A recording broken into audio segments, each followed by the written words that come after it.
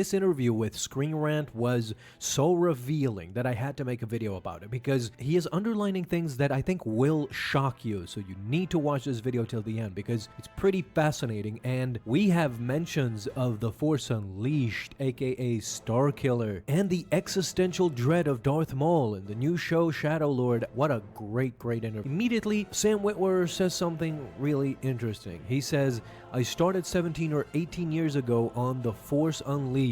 The team regarding the Maul show is the same group that Sam Witwer has been working on ever since he joined the Clone Wars 16 years ago. Really so this comforting. was after the Force Unleashed. I've been around these folks forever, and they are old friends. So outside of Starkiller, who is, as of right now, Legends, Sam Witwer is literally dropping hints. That's true. He's not canon right now. Unleashed, he says about Matt Mishnowitz, he's a head writer, and he is coming up with all this crazy stuff. You feel like you're in good hands. Is he dropping hints there? Because this isn't the last thing he said about Starkiller. He continues to talk about the Force Unleashed, and it's pretty fascinating when you really read the entire interview. What's interesting is that Brad Rao, who has been in charge of animation and mostly the Bad Batch, which was just fascinating visually and story-wise, Sam said that he is in charge of the whole thing as our filmmaker and on-the-ground Dave Filoni apprentice. So Brad now is one of the Dave Filoni Dude, look at Darth Talon right there, bro. She's so bad.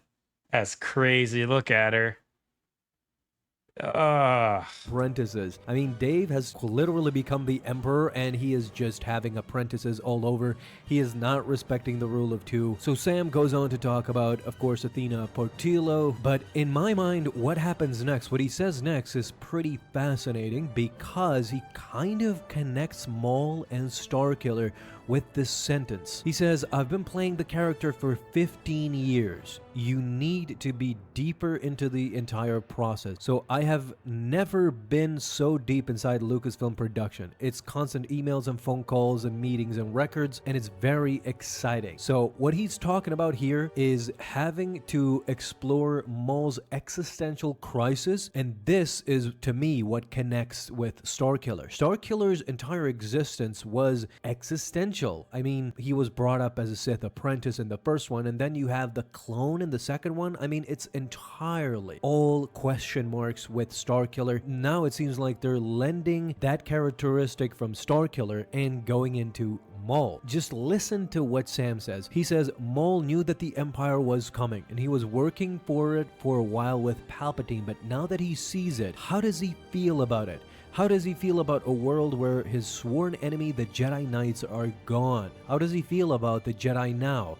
How does he feel about his whole life? That is basically where we start with the series. And he also commented on the Crimson Dawn, and he said, Crimson Dawn, interesting. Crimson Dawn, might they show up? Who knows? We don't know. I mean, we definitely know that Crimson Dawn and Kira will appear in this show for sure. If not season 1, then season 2. And also, let's not forget that we are gonna have a Darth Vader duel. I can feel it in my bones. But what's interesting also, let's get back to Starkiller. We've never seen them fight. David Collins, who was the audio lead on The Force Unleashed and who played the droid Proxy. You remember that droid who would appear as Obi-Wan and also in one instance, if I'm not mistaken, as Maul too. Listen to this. David Collins is returning from The Force Unleashed and working on Maul Shadow Lord together with Sam Witwer. How is this not a humongous connection? Sam said he's the lead sound artist on Shadow Lord and he might play a character. You never know.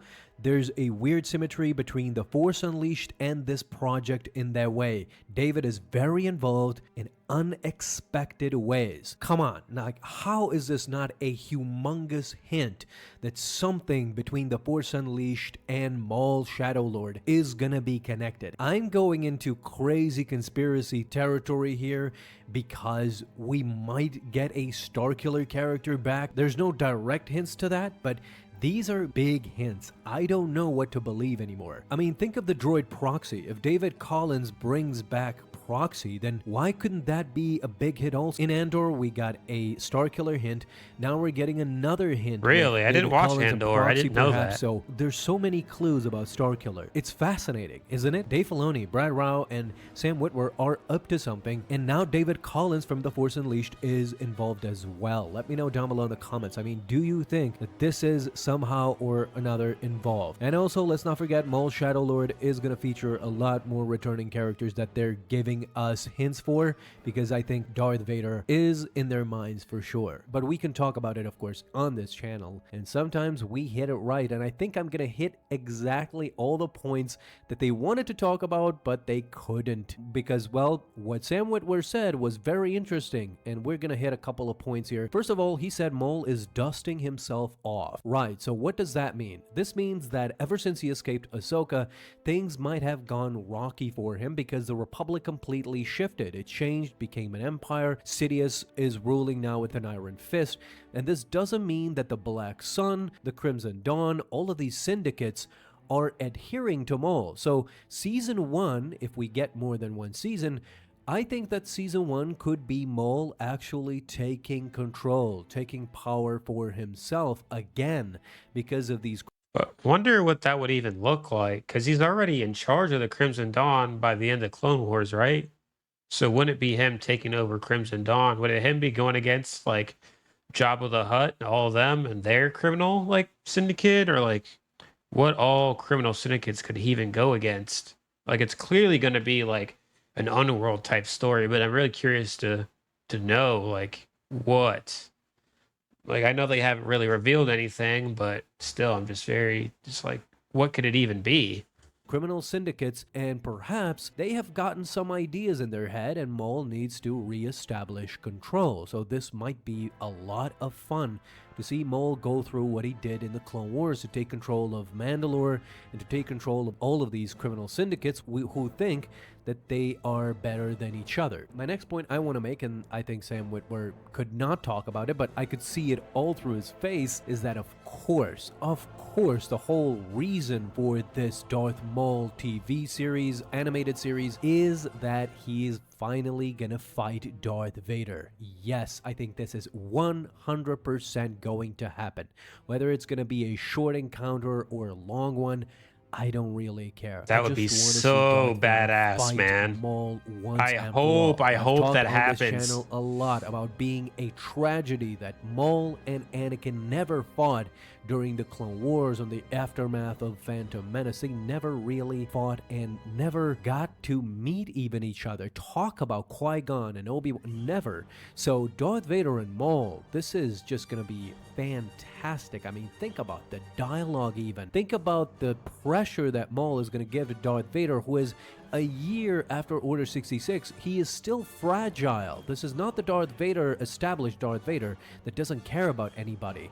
Maul is going to taunt Darth Vader about Obi-Wan, about Palpatine, about Qui-Gon. This conversation is going to be epic. Not only the conversation, but the duel too. So this is a moment of epicness that the fans have been waiting for decades, and yeah, it's coming, my friends. Just wait for it. Now, why isn't Talon anywhere to be seen after this series that is now being formed? She is going to be killed. I think that Talon will die either at the end of Season 1 or perhaps Season 2, and I think that Darth Vader will be the one to kill her because, well, Darth Vader is gonna face both of them at some point, I think. When Palpatine realizes how Maul is becoming stronger and stronger, this is the time when Vader intervenes, sends Vader after Maul, and this time Vader will not leave anything behind. So again, Maul is seen alive in Rebels, so he will survive this encounter with Vader, but Talon will not. So this is when Maul's aspirations completely come to a screeching halt. We're going to talk about this later on. I want to make this point too. We want more seasons, more than one season, because I'm tired of these one-offs. Yes, Tales of the Jedi, Tales of the Empire, and all these other one-off series are great. They are seen as great content, but I mean, consider the Bad Batch and how great it was because it had more than one season. It was good to see the evolution of these characters. It was good to see how these characters had story arcs, how they evolved.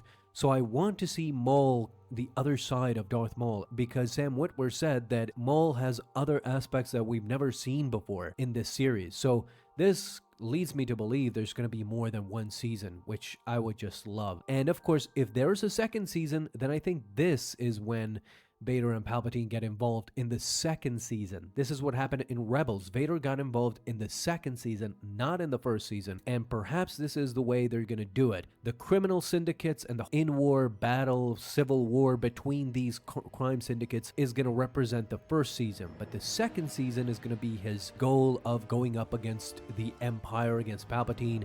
He is obsessed that would be with sick. revenge. So I think this is when the culmination hits, when Vader finally intervenes. And and this is a big if there's a third season, then we see the complete downfall, where Maul just loses everything. And as we see in Star Wars Loses Rebels, everything again. Maul has completely failed. And Talon is nowhere to be seen. We have never seen Talon, so this is why I think that she will die. Maul has also failed with Kira. Let's not forget the Crimson Dawn is present in the Darth Vader 2020 comics, and Kira is at the forefront of the Crimson Dawn.